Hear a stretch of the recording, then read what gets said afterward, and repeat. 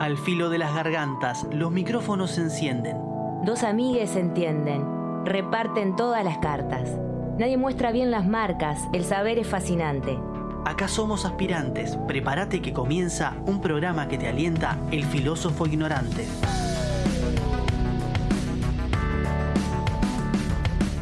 Muy buenas tardes, ¿cómo están todas, todos, todes por allí? ¿Cómo andás, Marce? ¿Cómo andás, Diego? Buenas, Pati, ¿cómo estamos? ¿Cómo anda todo? ¿Cómo anda, Diego? Calor, dice sí, Diego. Sí, bueno, a mí me tiene mal eso. Yo sé que sí. Yo sé que sí. Yo venía para la radio, para esta uniradio tan querida, y venía pensando cómo estará Marce con sacando y poniendo capas, en realidad sacando capas y poniendo, guardando en su mochilita capas, porque vos solés venir caminando. Sí. Y una cosa es salir y otra cosa es perdurar en ese transcurso hasta la radio. Efectivamente. ¿Cómo estuve? ¿Le pegué? Pero espectacular. Tal vez te falte algún detalle. Seguramente. No más en el sentido que además estoy intentando salir de una gripe. Un hombre atrapado por la gripe. Has pasado ¡Suéltame, mal. gripe! Ese soy Sí. yo. Los años también, ¿no? También, bueno, los años, pero esos no me sueltan. No, esos no. Ni me van a soltar seguramente. Y bueno, entonces tenés esta cuestión de cuídate del frío, porque uno también se va poniendo viejo y se va acordando que los consejos de la madre estaban bien. Y claro. Entonces, el saquito, llévate el saquito. Cosas, no sé qué. Y vos sabés que ayer de tarde salí de casa, salí con una camperita y me llevé otra. Hacer un mandado no muy lejos, ¿no? La otra campera casi la tiro en el contenedor porque ya no podía más. Pero con la camperita primaria estaba bien ayer. Claro. Y hoy me fijé la temperatura y era la misma de ayer. Y la sensación térmica, según el celular, era la misma. Entonces dijiste, esta me va a venir muy bien. Salgo claro. Con la camperita y te juro que me quería matar. Ya no era solo sacarse la camperita, intentar sacarse la remera, despellejarse. Entonces llegó el verano y yo no me enteré. Ojo, igual porque ahora viene lluvia y baja la temperatura. Sí, claro, o ando con 42 de fiebre encima sin darme cuenta, que es otra de las opciones, porque a veces escuchar determinadas cosas te da un poco de fiebre. Ah, no, pasa que empezó... Yo te iba a decir eso, vos que nosotros que no es un programa muy politizado, nos interesa mucho la política, ¿no? En todos en su aspecto, espectro amplio, ¿no? En el amplio y en el contraído también. Digamos, la política partidaria también nos interesa. Es cierto. Dígalo. Es cierto. Estamos en qué momento de la campaña. Sí. ¿Qué momento? ¿Qué son bravas las campañas? Mira que yo me dedico a la comunicación y me gusta perseguir ¿A quién esas estás estrategias. asesorando? No, a nadie. ¿A quién me voy a estar asesorando? No, a nadie. Yo pensé que era zafra ustedes. No. Por suerte. Por suerte no estoy por ahí. Pero qué difícil, durísimo. Sí, pero igual es una campaña rara, ¿no? Yo como siento como que voy caminando por la calle y salvo los carteles que los arrancaría todos de cuajo, sin distinción partidaria. Te molesta mucho a vos esa contaminación. Completamente. Salvo eso, es como que no hay como una fiebre de campaña, salvo las redes y esas cuestiones. No, pero hay gigantografías que salen mucha plata puesta por toda la ciudad, Marce. Bueno, esos son tremendo. Otros de los carteles a los cuales me refería. Otra de las cosas que llaman la atención en esos carteles, y lo voy a nombrar, el Partido Colorado no existe. Bueno, ojo en la ruta con el candidato. Está claro, es el nuevo candidato, sé yo, pero ya el color rojo está de modé completamente. Tenés razón. Completamente de modé. Está completamente absorbido por el celeste y el blanco. Sí, claro. Y no solo en la lista de él, sino también en la lista de Pedro, que me parece que probablemente... Qué fuerte, ¿no? Porque es un 10 se sale, ¿no? Un 10 celestito. Sí. Un fondo blanco, bien blanco, ¿no? Bueno, a veces las tradiciones, viste, que se van... No parecen perdurar tanto, por lo que vemos, y se van como acomodando para esa coalición. O se inauguran nuevas tradiciones. También. Es lo que pasa. Y bueno, en el marco de todo esto, hay una propuesta de Orsi que escuché el otro día, y que hoy escuché un debate sobre eso, uno de los candidatos, donde Orsi sostiene que quiere algo así como desligar de las asignaciones familiares, es decir, esta transferencia a las familias, la obligación de mandar a los chiquilines a la escuela. Como contraparte, digamos. Claro, quiere eliminar la contrapartida, digamos. La contrapartida, claro. Que sea, digamos, que se haga la transferencia sin necesidad de contrapartida. Esta es una discusión que vuelve, ya ha pasado en el gobierno del Frente Amplio, hubo un enfrentamiento incluso entre el Mides y otros... y ANEP en aquel momento, donde unos querían eliminar esa contrapartida, otros no. En todo caso, a mí lo que me parece interesante de Orsi, que en lugar de decir no vamos a controlar, es que se elimine la contrapartida. Me parece como más prolijo desde el punto de vista de la forma. Luego, yo no me voy a expedir sobre el fondo del asunto, si está bien o está mal, pero escuchaba un debate al respecto, y allí se mencionaba que uno de los peligros de esta propuesta, de que no existiera la contrapartida de enviar, de la obligatoriedad de enviar los niños a la escuela, era el mensaje que se daba, o mejor dicho, que se dejaba de dar respecto a lo importante que era ir a la escuela. Igual pasan las dos cosas al mismo tiempo, se da y se deja de dar. Sí, claro. Sí, por supuesto.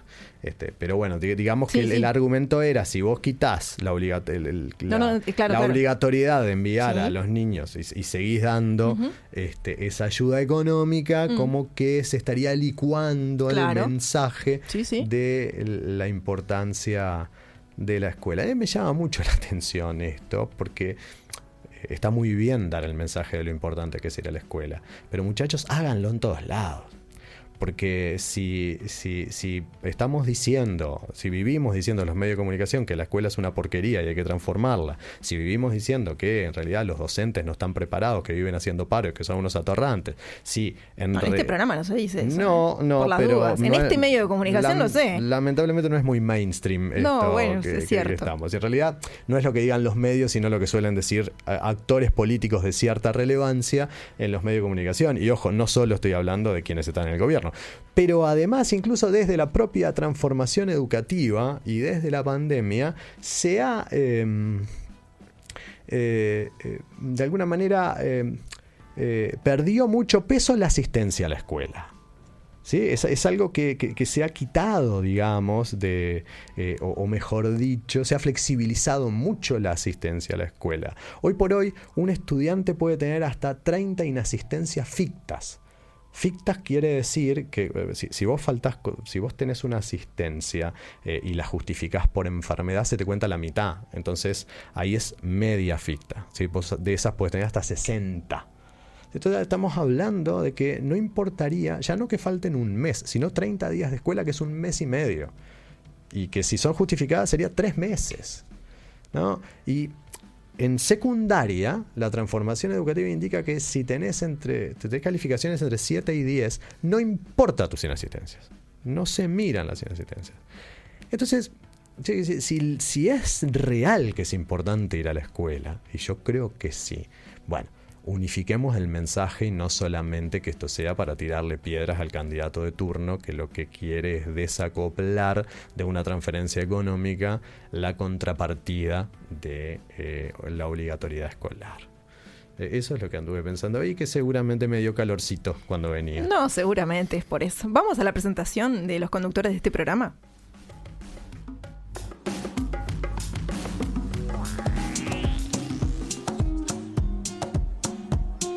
Patricia Pujol Echeverría, de La Teja al mundo, del mundo a esta radio.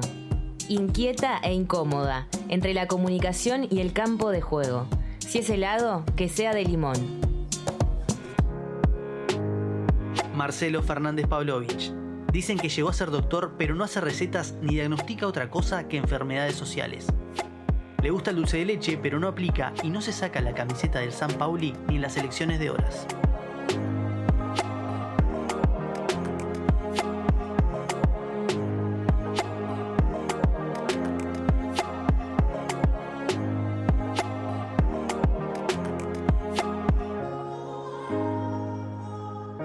Así estamos en este programa, dejamos los lentes en cualquier lado, nos estamos poniendo viejos. Qué grande, Diego, que me acaba de traer los ojos.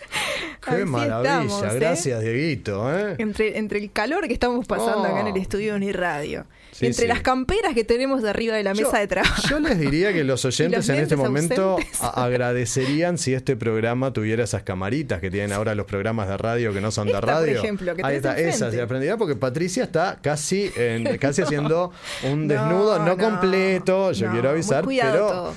por supuesto, pero Como realmente corresponde. sería. No, Pero hace bueno, calor, hace calor. hoy tenemos invitados. Hoy tenemos invitado.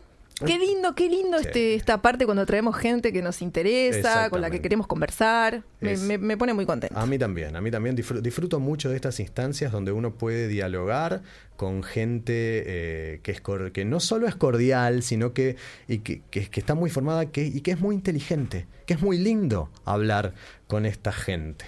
Así que yo le voy a dar la bienvenida ya. No, y que encima dedica tiempo para este Sí, programa, por porque eso supuesto. es fundamental en este momento donde casi nadie tiene tiempo para mucha cosa. Ahí está. Nos ahí sentimos está. muy, muy honradas y muy honrados. Completamente agradecidos, pero antes de saludarlo, Sí.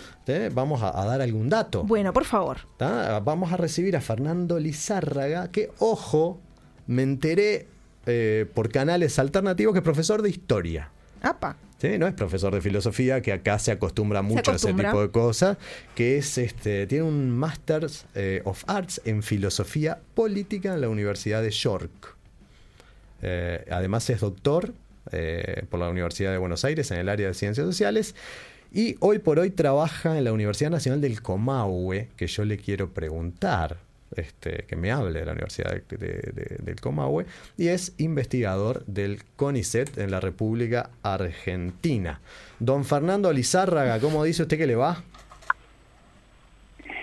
Hola, buenas tardes, Marcelo. Un saludo para vos, para Patricia, para Diego, que está ahí en los controles, y para toda la audiencia de la radio y del programa. Bueno, acá Diego te manda unos gestos a través de... Es como una B que hace, ¿no? Como una cosa así. Como con los una B deditos. de la victoria allí. Bueno, Fer, ¿dónde estás en este momento? Ubícanos geográficamente, porque estás un poco lejos de nosotros. Bien, estoy técnicamente en el llamado Wallmapu. Wallmapu es el territorio del pueblo nación mapuche, que abarca tanto una parte de la Argentina y una parte de Chile. Eso, digamos, en términos técnicos es lo primero que quiero decir, que estoy ubicado ahí, en ese territorio ancestral, y según la división geográfica política del Estado argentino, estoy en la provincia de Neuquén, que es el norte de la región conocida como Patagonia. Es una provincia que está recostada sobre la cordillera de los Andes, es mitad estepa, mitad cordillera, no tiene costa atlántica. Es una provincia de unos 500.000, 600.000 habitantes, que además es un poco el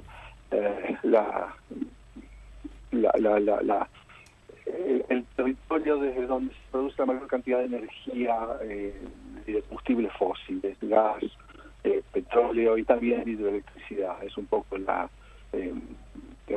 usina energética de la Argentina.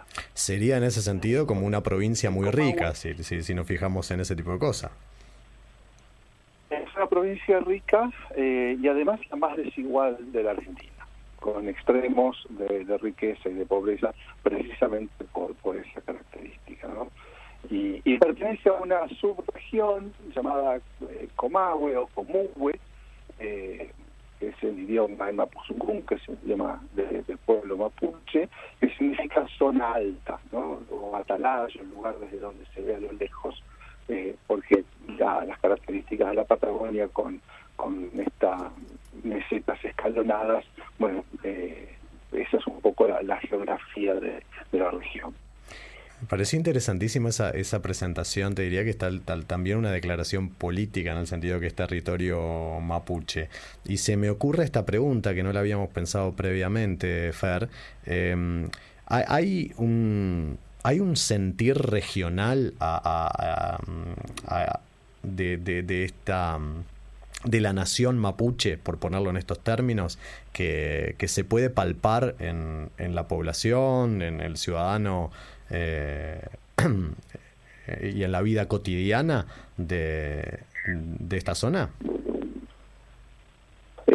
Sí, indudablemente. Precisamente por estos días estamos presenciando acciones directas de algunas comunidades mapuches en la entrada de algunas empresas petroleras que están, como siempre, descuidando los mínimos estándares de cuidado ambiental y bueno, bloqueando, digamos, las entradas para poder justamente denunciar estas violaciones a estos parámetros mínimos de cuidado del ambiente.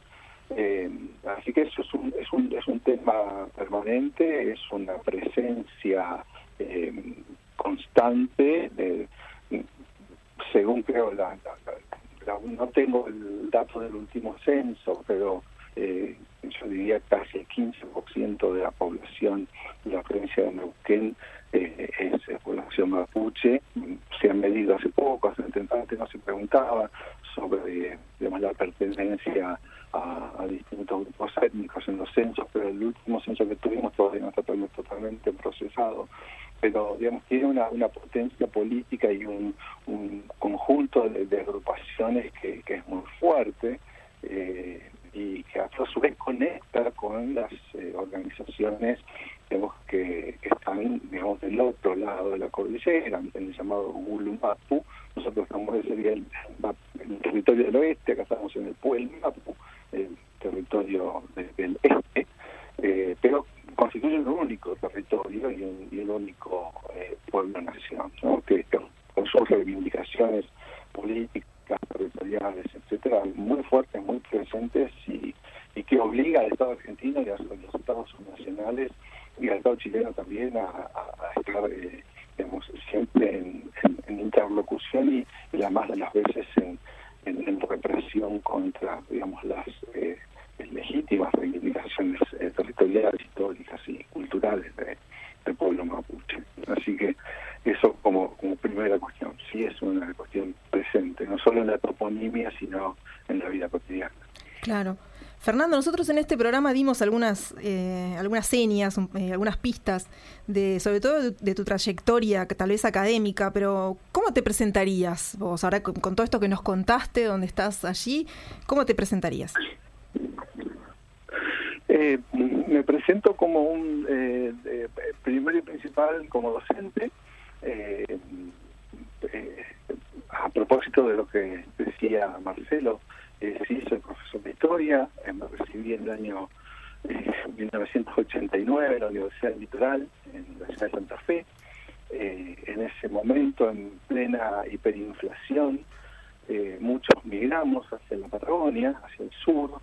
Me instalé en la provincia de Río Negro, después en la provincia de Neuquén, y trabajé durante casi 20 años como docente de nivel medio, también de nivel terciario, y en paralelo fui trabajando, digamos, haciendo investigación en los tiempos que sobraban por fuera del trabajo del aula y el trabajo extra aula que implica la docencia, que es mucho.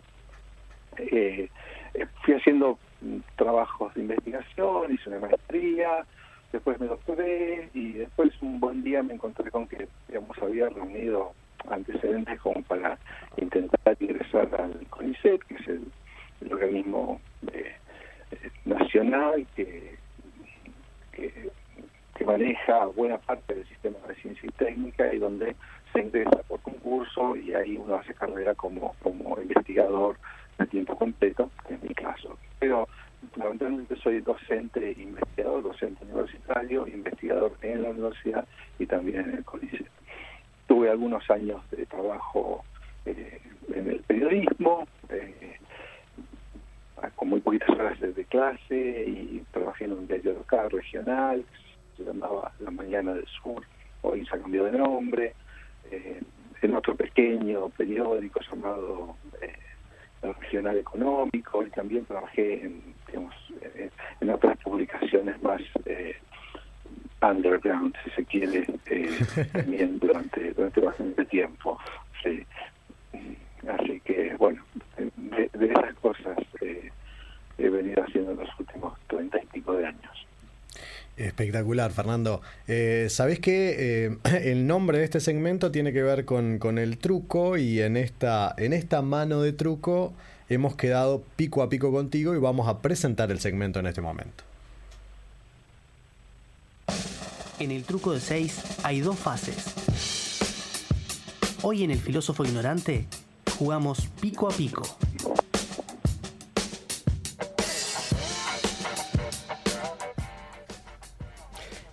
Bien, no sé si sos del truco, Fernando, no sabemos eso, te tenemos que preguntar. Si sos de jugar al truco.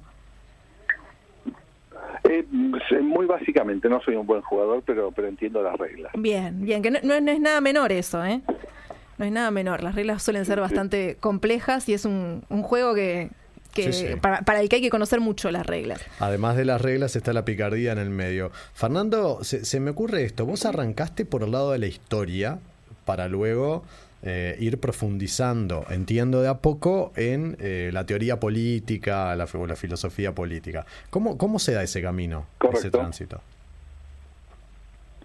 Ese tránsito se da casi desde el momento en que empiezo a estudiar historia, porque allí durante los 5 años del profesorado de historia siempre me interesó mucho más la historia política, y de ahí a pasar a la filosofía y la teoría política fue bastante natural. Es decir, nunca tuve un interés por otras formas, otros enfoques historiográficos, así que una vez recibido ya abandoné el trabajo de historiador y me dediqué a pensar, digamos, la política, lo político desde la teoría y desde la filosofía. De hecho, hice la maestría en filosofía política en la Universidad de York, en el Reino Unido, y después en la Universidad de Buenos Aires, cuando hice el doctorado en Ciencias Sociales, lo hice con orientación en teoría política.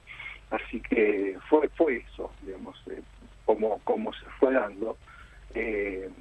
Y además, digamos, por el interés, digamos, en el trabajo político como estudiante, en su momento, cuando yo ingresé en la universidad en el año 85, estábamos en plena normalización universitaria, es decir, con el retorno de la democracia en el año 83 se estaba haciendo todo el trabajo de repatriación o de regreso de muchos de los docentes exiliados, estaba haciendo todo el proceso de normalización y de hacer concursos para todos los docentes que habían estado durante la dictadura. Entonces ahí me tocó ser jurado estudiantil, participar, digamos, en una intervención política en ese sentido también, para volver a llenar los claustros de personas que no tuvieran vínculos con el gobierno de facto. Y también, digamos, en el año 89, justo el año en que me recibí en el mes de diciembre, rendí la última materia, recuerdo que en noviembre cayó el muro de Berlín. Y fue como, un shock. Un cimbronazo.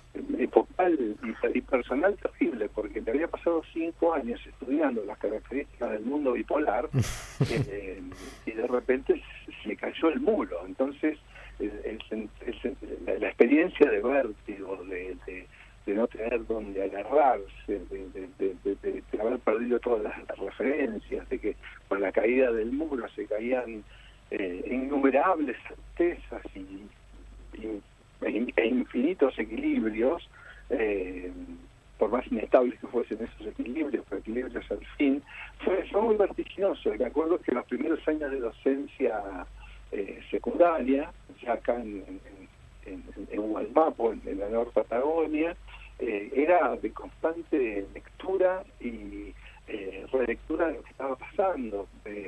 A mí me tocó, empezar a dar clases y tener los mapas viejos, donde estaba la Unión Soviética.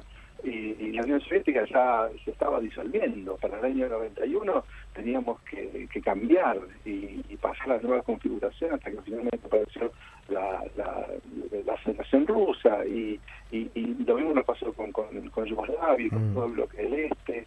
Así que fueron años muy vertiginosos en mi primera docencia, y muy ligados a estos acontecimientos políticos tan acelerados y brutales que estaban ocurriendo.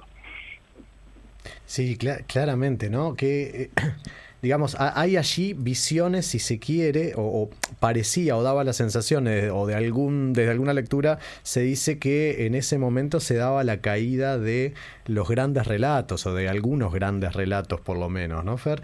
Y vos sabés que yo esto lo quiero relacionar con parte de una reseña que vos hiciste del último libro de Nancy Fraser, que se llama Capitalismo Caníbal. Y que bueno, que es una propuesta de algún modo marxista. Y vos allí decís lo siguiente, y te cito: se trata, este libro, de una mirada muy amplia y general, pero no caprichosa, la cual es, vale decirlo, muy bienvenida. Sucede que el culto a lo micro, síntoma y peste de la posmodernidad, hace que se mire con sospecha cualquier intento de gran relato. Y ahí voy a saltar una parte hasta llegar al final de ese parrafito que dice: basta ya también de cosas como representaciones de la lucha de clases en contexto de pandemia en el barrio que está al otro lado de la vía en la localidad de Sauce Quemado entre el 1 y el 5 de diciembre de 2020, una aproximación exploratoria, tentativa y preliminar. Vos allí haces me parece notable, me pareció notable la reseña en general, pero me pareció notable este párrafo, y con mucha ironía y con mucho buen humor haces una defensa de los grandes relatos allí, Fer. Sí, una defensa de los grandes relatos que, como bien vos decías, parecieron caerse, digamos, con la caída junto con el muro de Berlín, ¿no? Bajo sus hombros quedaron los grandes relatos, aunque eso ya se venía sospechando también desde Auschwitz, ¿no? Es decir, ya en los años 60, 70 se estaba también poniendo bajo sospecha, digamos, la eficacia de los grandes relatos. Pero bueno, esta fue como, digamos, le puso la firma a esa sospecha. Eso, por un lado, yo intento, y ya diré por qué, intento sostener la necesidad de los grandes relatos, pero también empezar a sospechar de los micro. De los micro. Exactamente, de los micro relatos, porque finalmente es muy difícil después conectar uno con otro. Pueden dar explicaciones muy parciales, muy limitadas, no nos permiten tener perspectiva ni hacia adelante, ni tampoco nos permiten tener demasiada perspectiva hacia atrás. No estoy haciendo con esto un cuestionamiento a la microhistoria, porque algunos de esos intereses, pero no les gusta la microhistoria. La microhistoria es una forma de entrar en el gran relato desde lo micro, pero eso es distinto, claro. ¿no? Es otra cuestión. Acá, digamos, es en esa investigación chiquitita que intenta explicar un fenómeno muy pequeño, muy cotidiano, muy local, pero que se presenta como gran ciencia y está muy de moda. En parte por el curso de lo micro, en parte también por limitaciones, hasta te diría, de recursos y presupuestarias para quienes tienen que investigar, digamos, porque la escala de la investigación permite que sea justamente en el barrio que está al otro lado de la vía, en Sauce Quemado, ¿sí? Durante 5 días solamente.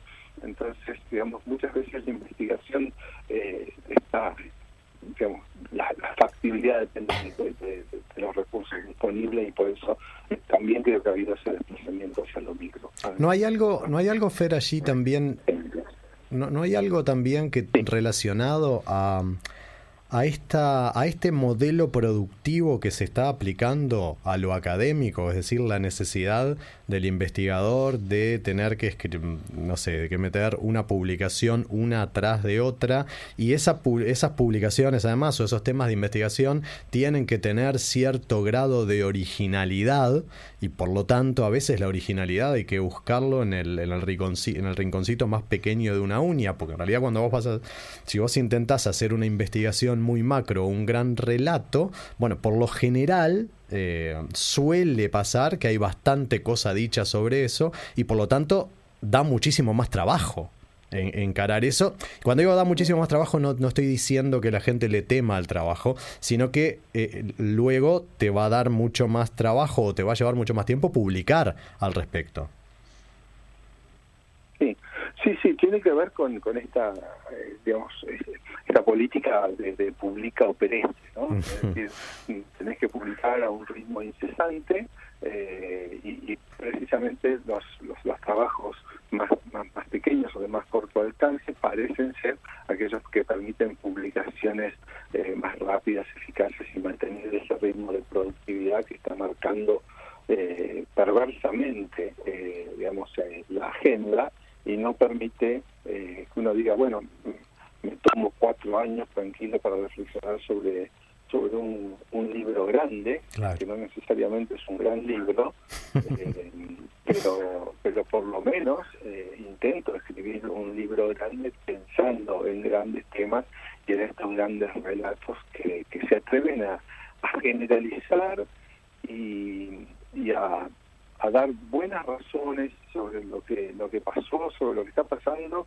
y que también ponen, digamos, un horizonte de futuro que puede ser, no sé, catastrófico, puede ser optimista, no importa eso, pero que puede hacer eso, capturar esas imaginaciones con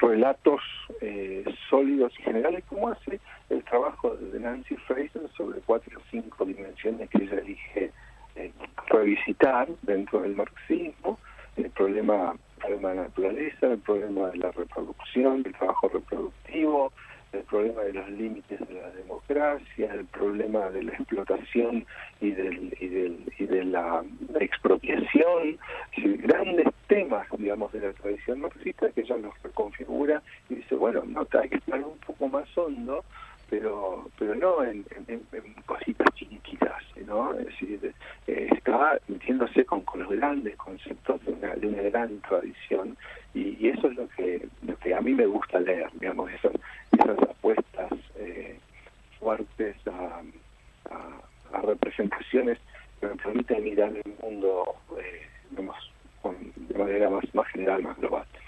Y si bien no es la única, Fraser también creo que al poner el marxismo y de algún modo el socialismo en la palestra, está llevando adelante una especie de acto de valentía, diría yo, en momentos. Ahora, en este momento estricto tal vez no, pero ya lo viene haciendo desde hace un tiempo, y de alguna manera escribir desde posturas marxistas en el terreno de la teoría política de un tiempo a esta parte, donde veníamos bastante curtidos del fin de la historia y este tipo de cosas, era bastante más difícil. Y en ese sentido es que Fernando, le pusimos a este pico a pico como título, y entre signos de interrogación, un socialismo para el tiempo que nos toca vivir, que de alguna manera es parte de las preguntas que te vamos haciendo y que te queremos hacer. Y yo quería partir para preguntarte acerca de si hay un socialismo para el tiempo que nos toca vivir, arrancar de algún modo de una especie de péndulo, ¿no? Yo recuerdo aquel Theodor Adorno que en la educación después de Auschwitz, como veía que era muy difícil cambiar la estructura básica de la sociedad, medio que estaba tirando la toalla, toma a la educación como una especie de manotazo de ahogado para dar respuesta a un nunca más, a Auschwitz, ¿no? Y Y por otro lado, ese mismo péndulo, cuando va hacia el otro lado y uno lo sitúa sobre... En Marx, recuerda que la perspectiva marxiana o marxista nos recuerda que el capitalismo va a caer por sus propias contradicciones. Y vos en ese péndulo, ¿dónde estás? Si es que estás en algún lado de ese péndulo, porque puedes decir, a mí ese péndulo no me toca. Sí, perfectamente ahí, digamos, y lo que estás planteando me permite decir algunas cosas. El texto de Adorno, del 66, si no recuerdo mal, digamos, apela, como decís vos, a la educación para que no se repita Auschwitz. Exacto. Pero también en algún momento dice, bueno, ¿qué problema que tenemos cuando nos damos cuenta de que la barbarie no es lo opuesto a la civilización, sino que la barbarie está en la civilización? Claro. Entonces, ¿cómo resolvemos eso por vía de la educación de quién? De las personalidades autoritarias, de los victimarios, de las víctimas. ¿Cómo hacemos para evitar todo eso, no? Pero eso remite inmediatamente a la famosa frase de Rosa Luxemburgo, de decir, bueno, ¿es socialismo o barbarie, no? Entonces, ahí, en ese punto del péndulo, es importante, digamos, tener presente que, digamos, que una de las alternativas al capitalismo y a su catástrofe puede ser el socialismo. Una de las alternativas, porque no necesariamente es la única. Y por otro lado, digamos, como precisamente no es la única, hay que estar muy atentos a cómo se desenvuelve el capitalismo, digamos, y cuáles son las opciones de futuro que aparecen. Justamente estaba revisando un texto de se publicó hace 5 o 6 años que se llama Cuatro Futuros, de Peter Freyes. Él dice, bueno, imaginemos dos coordenadas, ¿no? Es decir, por un lado la jerarquía y por otro lado la escasez, ¿no? Y la abundancia, ¿no? Es decir, jerarquía e igualdad sería un eje y el otro eje sería escasez y abundancia. Si los combinamos, tenemos 4 futuros posibles. Si tenemos un futuro de abundancia e igualdad, tenemos comunismo. Sería bárbaro, ¿sí? Pero para eso tendríamos que atravesar un proceso de revolución que realmente no sabemos cómo va a ocurrir, ¿no?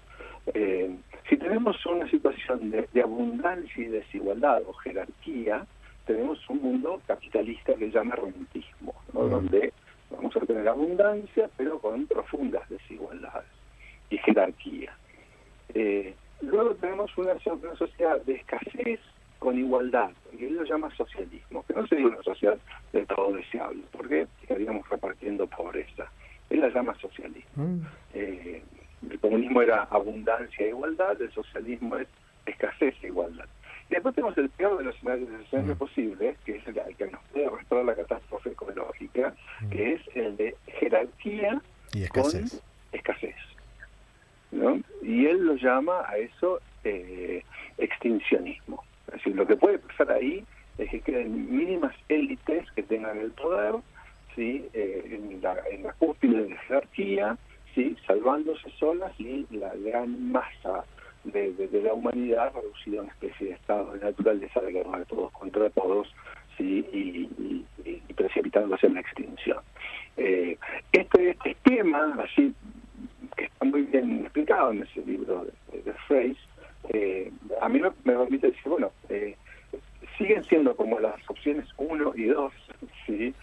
El socialismo y el comunismo. El socialismo, a pesar de su escasez, mantiene una igualdad, digamos, interesante, o que también me resulta, digamos, atractiva como punto de partida. Y bueno, por supuesto, el comunismo, a partir de la abundancia, que no significa hiperabundancia, que vaya simplemente a agotar los recursos, pero también, digamos, el horizonte igualitario que plantea en términos de igual satisfacción de necesidades, que es el ideal, ¿no?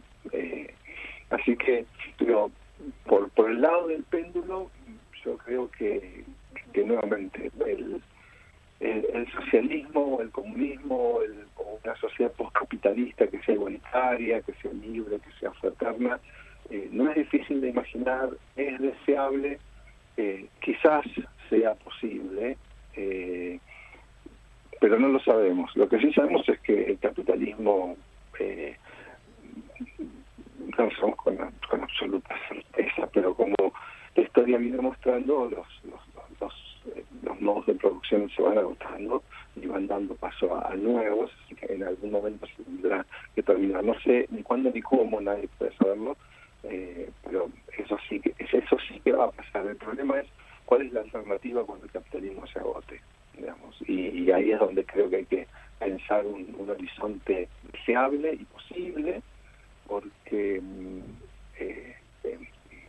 bueno, no quiero extenderlo mucho en la respuesta, pero la idea es que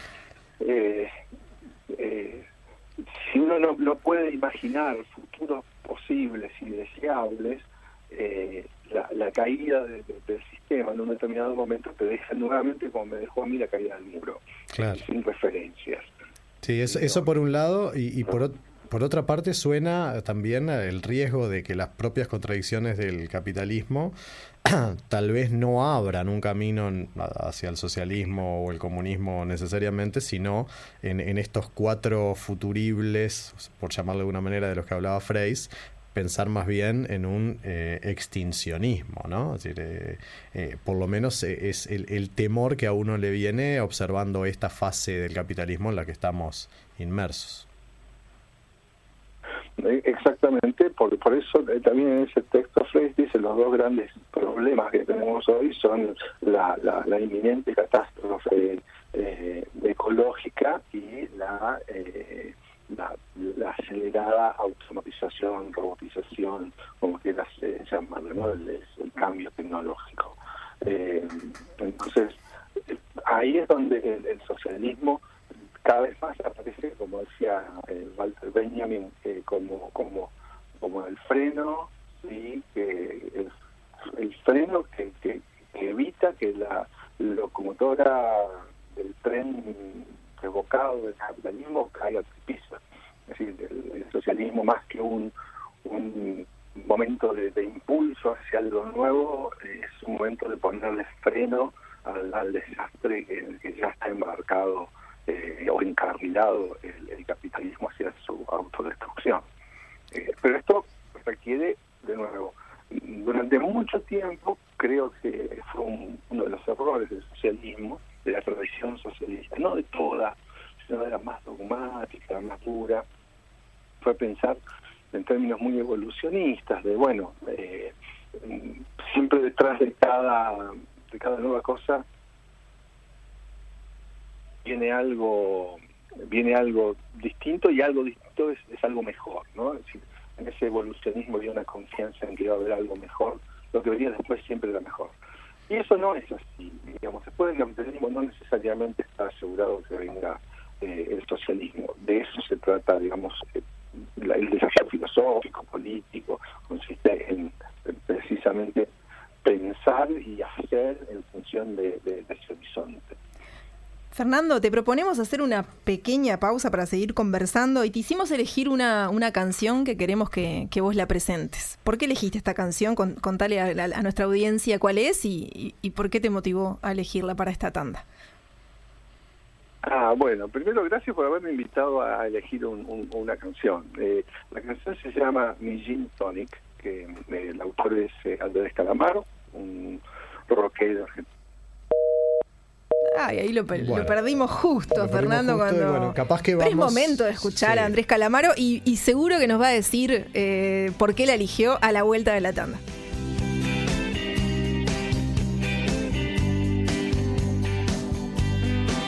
Para ver bailar voy a un club mientras muerdo el limón de un gin tonic usado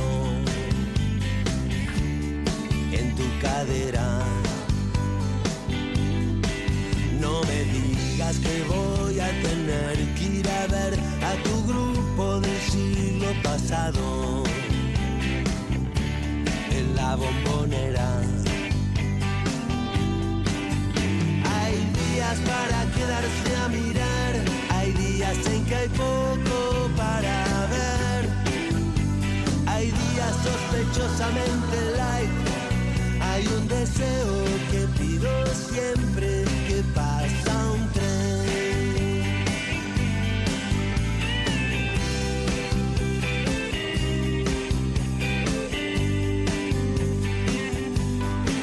Para ver bailar voy a un club mientras muerdo el limón de un gin tonic usado en tu cadera. Todo bien porque voy a comer como un rey en tu agencia de coches usados entre colegas.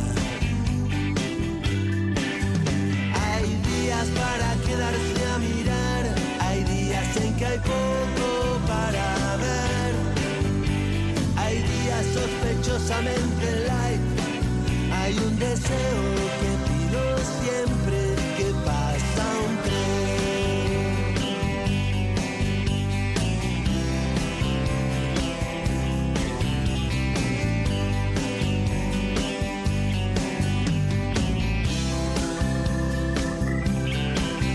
Hay días para quedarse a mirar, hay días en que hay poco para ver, hay días sospechosamente light. Hay un deseo que pido siempre que pasa un tren. También hay un deseo que pido siempre que pasa un tren. Hay un deseo que pido siempre que pasa un tren. Ya lo decía Lelutier, en estos tiempos El sensacional entretenimiento. El que piensa, pierde. aprendimos a perder hace rato. Igual te invitamos a pensar. Así, sin prisa, con pausa. El filósofo ignorante. Que comience la función.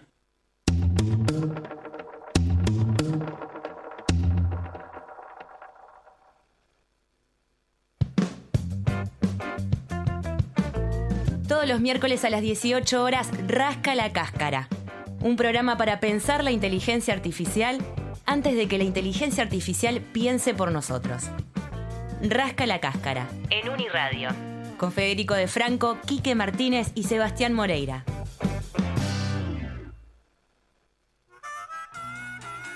Vuelve la fiesta del blues, amasijando los blues, con Pablo Traverso Trío, The Jackets, La Desgastada y la Canario Blues Band. Invitados especiales, Vareta y Abuelo. Sábado 28 de septiembre, 20-30 horas, Sala Camacuá. Entradas por Red Tickets. En octubre nos concitan nuestras voces, sonidos, nuestra música. Simple 2024. Simposio Internacional de Medios Públicos en Español. Octubre 2, 3 y 4 de 2024. En la Universidad Benedictine, Chicago, Estados Unidos. Una invitación de Hispanic Public Media y de la Red de Radio Internacional Universitaria, RIU, Red de Redes.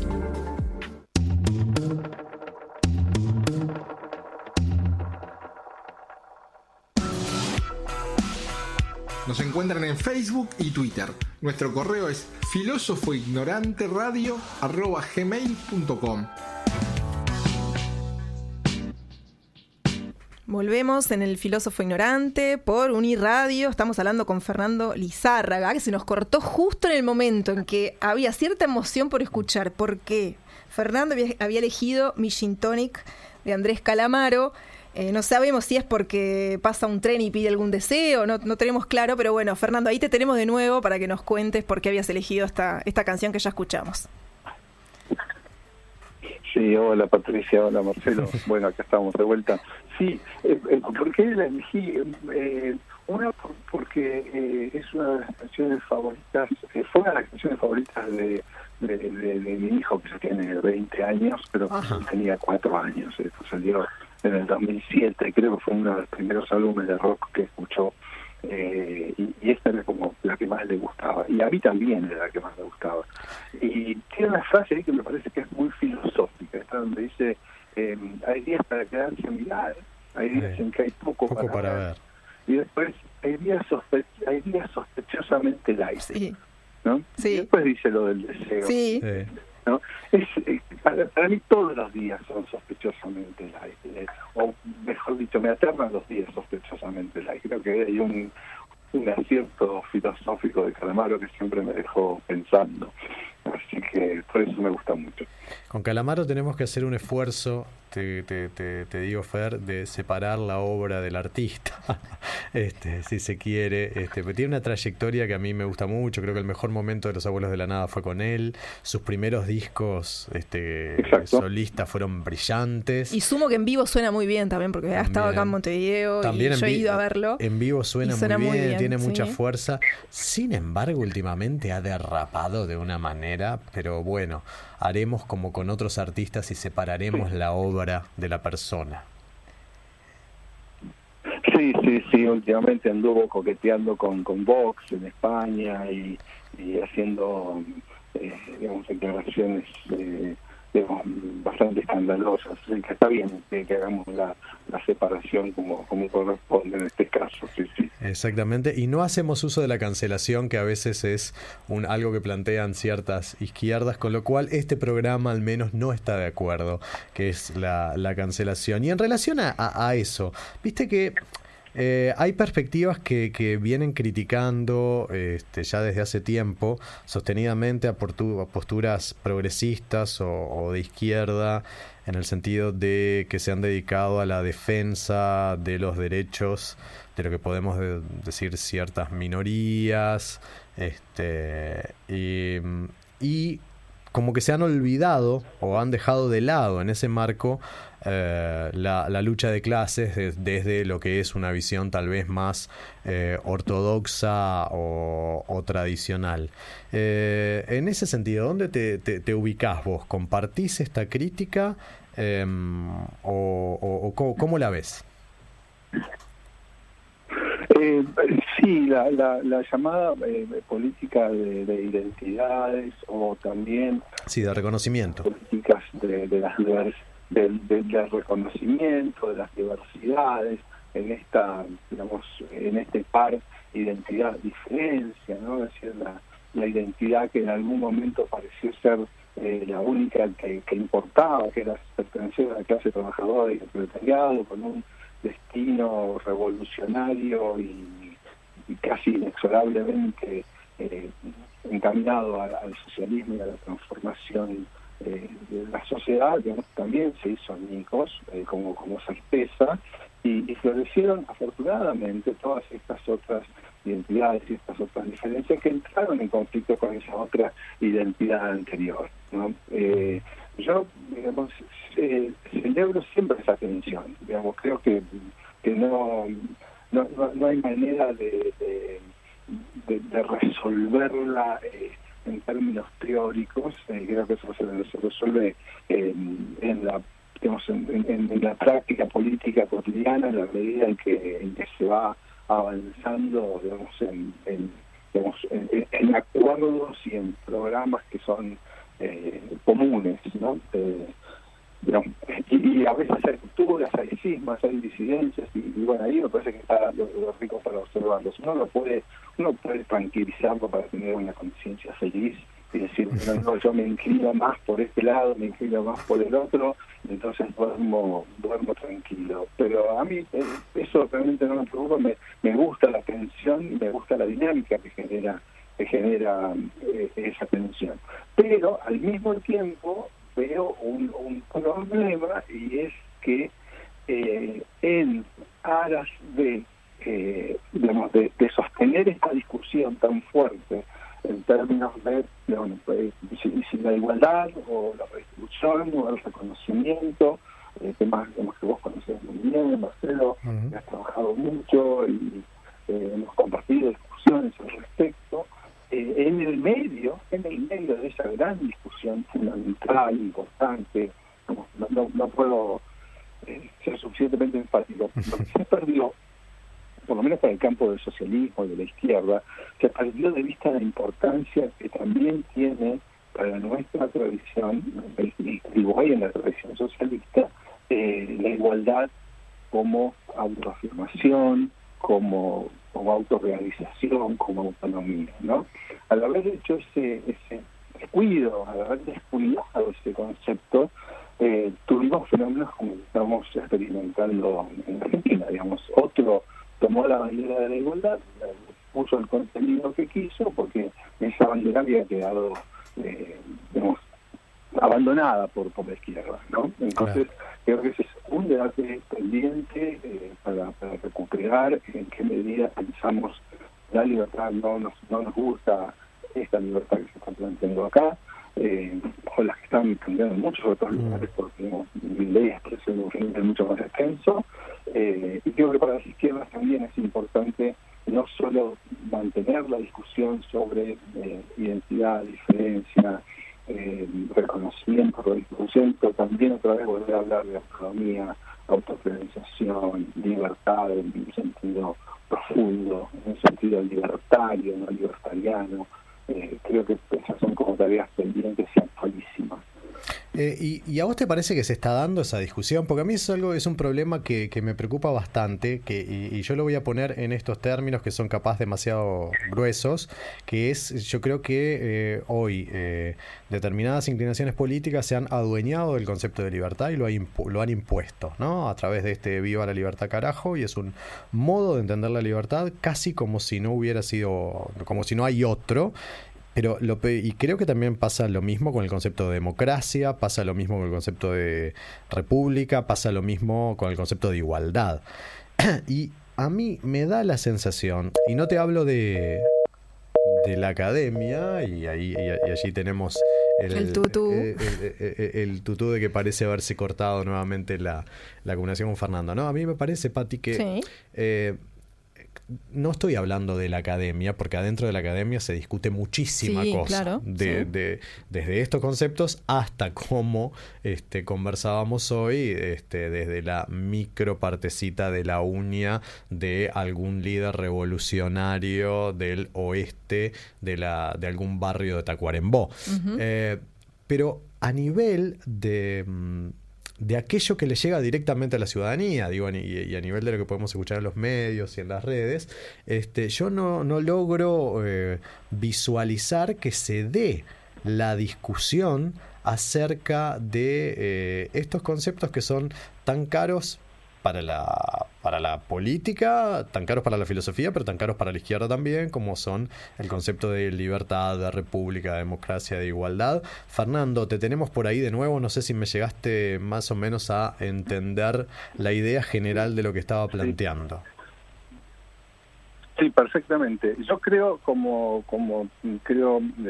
intenté insinuar que es una tarea pendiente. La izquierda de tradición socialista tiene ahí un déficit de los últimos años de no haber puesto en discusión estos conceptos clave, ¿no? De haber discutido la igualdad. Es decir, uno puede pensar, ¿quiénes discutieron más y mejor sobre la igualdad en los últimos años? Los liberales. Igualitarios anglosajones. ¿Sí? Pero no los liberales de Milei, no los liberales libertarios, como se llaman ellos, o libertarianos, sino los liberales igualitarios, digamos, de Estados Unidos, del mundo anglosajón. Fueron ellos los que desarrollaron las teorías más interesantes sobre la igualdad. ¿Sí? Sobre las libertades también fueron ellos los que tomaron la cuestión, y fueron pocos en la tradición socialista quienes se hicieron cargo de ese déficit, porque pertenecía como a ese espacio vaporoso, a esa gran neblina, digamos, de la superestructura, de la moral. Entonces siempre parecía como que no, bueno, somos materialistas, no nos metemos con cuestiones morales, para qué vamos a discutir esos conceptos que pertenecen ahí a esas fantasmagorías. Este caso, y ese ha sido un error gravísimo, y creo que estamos a tiempo de remediarlo si asumimos la necesidad de encarar el debate y la discusión. Ese estamos a tiempo me da una pista acerca de la posible respuesta de la última pregunta que te voy a hacer, porque el tiempo es, como siempre, tirano. Y es una pregunta que es muy cortita, pero también capaz que es muy amplia. Respecto a lo que hemos estado conversando, Fer, ¿sos optimista? me voy a pasar en un autor que me gusta mucho, que es Terry Eagleton, ¿sí? Que tiene un libro que se titula Esperanza sin optimismo. Está bien. Te voy a preguntar de otra manera. ¿Tenés esperanzas? No así, optimismo. Estoy esperanzado a pesar de mi pesimismo. Bien. Creo que guardo la esperanza en un sentido hasta te diría escatológico, ¿sí?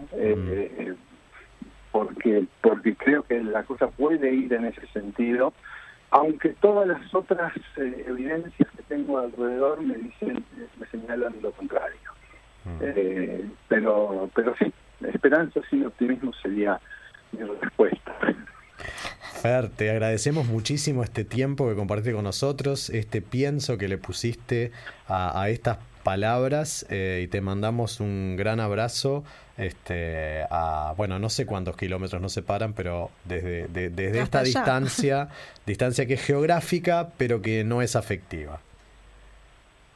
Unos 1.500 kilómetros en línea, más o menos. Así que, sí. Bueno, un abrazo para vos, para Patricia, para Diego ahí en los controles y para toda la audiencia. Muchísimas gracias a ustedes. Gracias, Fer. Muchísimas gracias. Qué gustazo que nos damos en estos... Muy bien, chao. Chao. En estos programas, Marce. Qué maravilla esta conversación que tuvimos ahí como unas bajadas y subidas, pero enganchamos perfecto de nuevo con Fernando y nos vamos a ir martes. Nos vamos a ir. Gracias a Diego, además pudimos reenganchar, sí, claro. A Fernando siempre. Que debe haber pasado mucho calor, Diego, ahí en esos momentos. Bueno, el calor lo pasa siempre, no, creo. También, pero imagínate añadido un nervio de que enganchar a una persona que acaba de cortar el teléfono. ¿Sabes qué? Nos vamos a ir con una canción que yo creo que tiene mucho que ver con la última pregunta que le hicimos a Fernando, y además es una canción que te voy a contar, para despedirnos te voy a contar una intimidad. Una vez me acuerdo que estaba sonando esta canción en la radio y mi vieja estaba llorando. Uh-huh. Y yo me enojé con ella porque yo fui un adolescente idiota muchas veces. Uh-huh.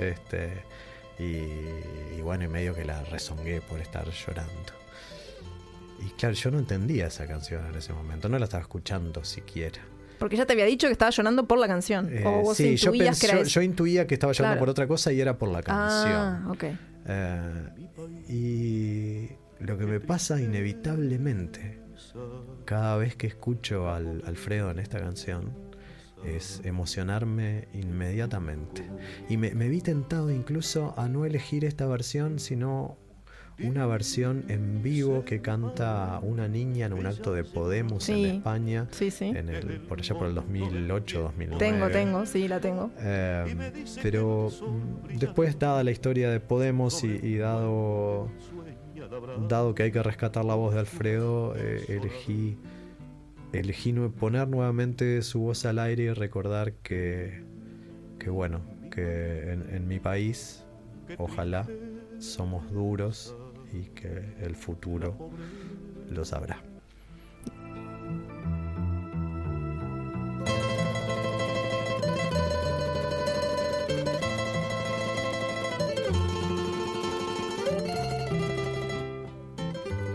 El filósofo ignorante se emite gracias a la participación de Marcelo Fernández Pavlovich, Patricia Pujol Echeverría, Martín Rodríguez Lista, Diego Varela, Ramiro Brianza y Juliana Dancilio.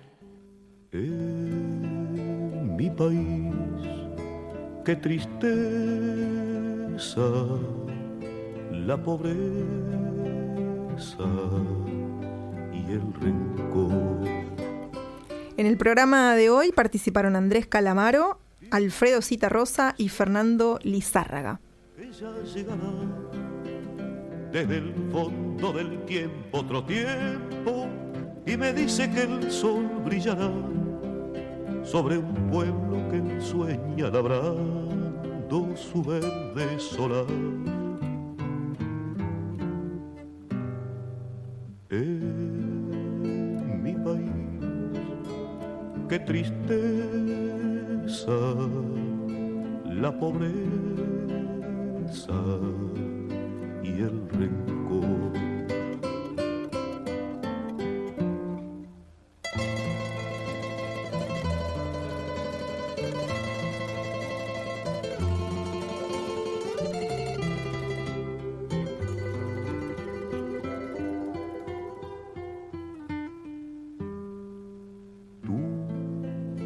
no pediste la guerra,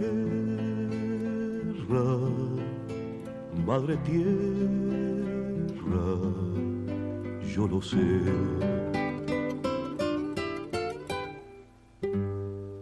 Dice mi padre que un solo traidor puede con 1000 valientes. Él siente que el pueblo en su inmenso dolor hoy se niega a beber en la fuente clara del honor. Tú no pediste la guerra, madre tierra, yo lo sé.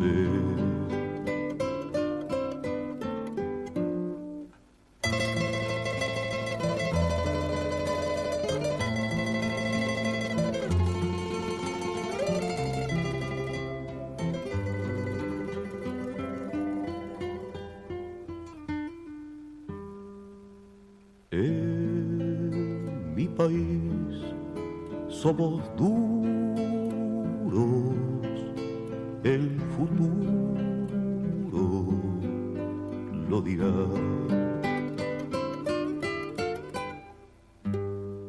Canta mi pueblo una canción de paz. Detrás de cada puerta está alerta mi pueblo y ya nadie podrá silenciar su canción y mañana también cantará. En mi país somos duros, el futuro lo dirá.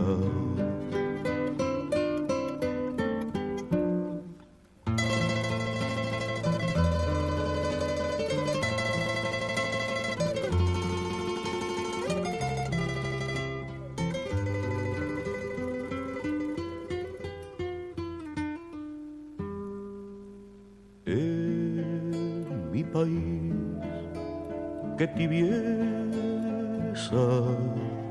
cuando empieza a amanecer. Dice mi pueblo que puede leer en su mano de obrero el destino y que no hay adivino ni rey que le pueda marcar el camino que va a recorrer. En mi país, qué tibieza cuando empieza a amanecer.